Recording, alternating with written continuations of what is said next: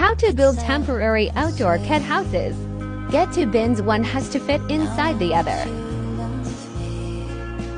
Mark an opening and heat it up. Cut around the line and repeat for the inner bin.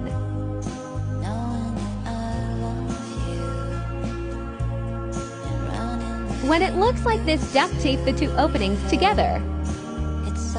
Add insulation or anything you have and slide it into the gap.